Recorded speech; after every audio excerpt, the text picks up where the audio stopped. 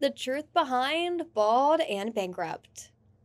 Mr. Bald and Bankrupt is far more than a hilariously catchy name. Benjamin Rich, as he is known, has carved himself a niche that is dedicated to traveling and experiencing new places in a way that might be strange, but interesting at the same time to a lot of us.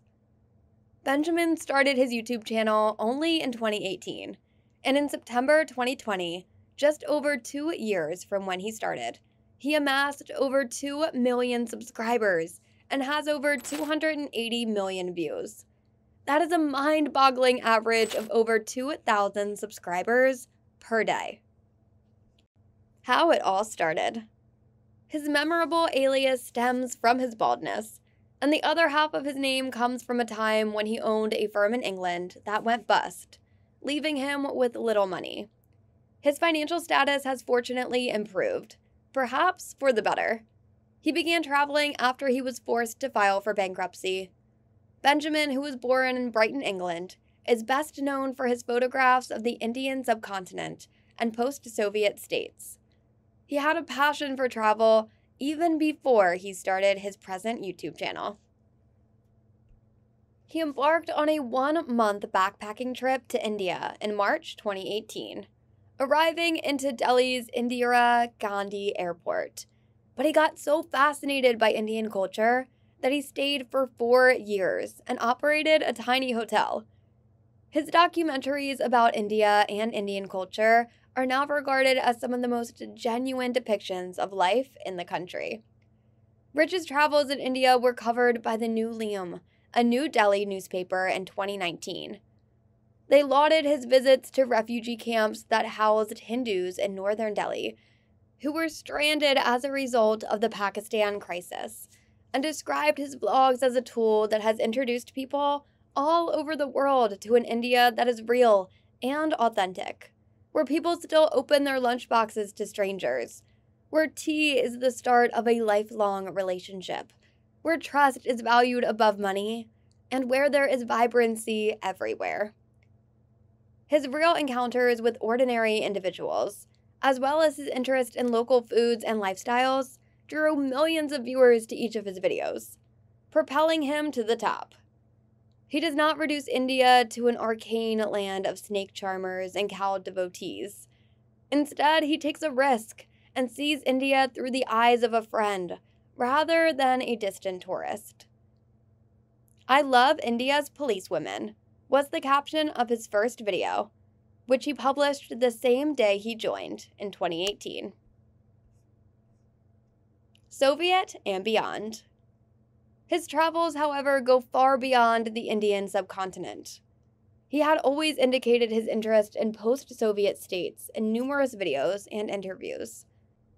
He also said that his fascination for the Soviet states started with his adoration for Belarusian gymnast Svetlana Boginsky throughout his teens, but it was during a 2-month visit in Moscow in 1993 when he was there to see the 1993 Russian constitutional crisis that his interest in the city grew.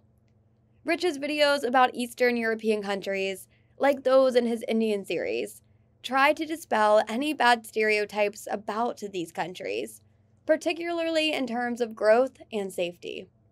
In June 2019, Rich's visit to Lunik IX, which was described as Europe's greatest destitute Roman neighborhood, was covered in the Slovak press. Despite warnings that the estate was one of Europe's most dangerous, he was greeted by locals who spoke fluent English and extended invitations to him in their unexpectedly modern and clean homes, which he said was much better than his apartment in the United Kingdom. It wasn't only average people who'd been watching his videos. In July 2019, podcast Swedish YouTuber PewDiePie revealed that Bald and Bankrupt was his favorite YouTube channel. Because of his extrovert-ish nature, his journey deep into Russia's heartland, away from the usual tourist destinations, was met with great enthusiasm, particularly from Russian locals who had never seen the sides of Russia he visited before, and praised him for attempting to distance himself from the normal tourist sites and showing cities from the inside and communicating with locals. In fact, the description of his current YouTube channel reads, "Getting off the map in former Soviet lands." Rich's channel was recognized in a list of 6 YouTube vlogs where foreigners show you genuine Russia by Russia Beyond in November 2019. It praised the surprising nature of his videos and his openness to locals. Bald and Bankrupt is frequently attributed with introducing this type of tourism vlog in recent years, in which people focus more on the daily lives of the locals than the location itself. Rich, on the other hand, hasn't had everything go his way.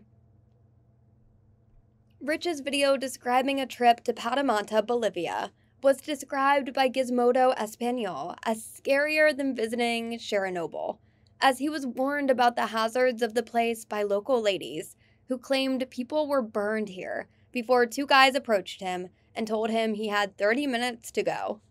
We later learned that the area was actually a place dominated by a drug cartel. Talk about a scary experience. He was also in the news earlier in 2020 for failing to recognize the coronavirus before catching it on July 5th, 2020. Rich posted on Instagram that he had spent 9 days in an intensive care in Serbia due to double pneumonia caused by COVID-19, and that he would need months of lung therapy to be able to breathe normally again. He admits being oblivious to the pandemic and advised individuals of all ages to take it seriously.